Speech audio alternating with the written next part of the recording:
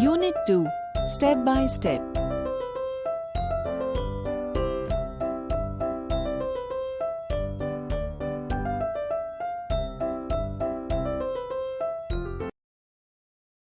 Activity 1. Listen to the following steps. Take a square sheet of paper. Fold it along the middle horizontally. Then fold it again vertically as shown. You get a folded square. Now fold one of the flaps backwards. Fold the remaining 3 flaps as shown.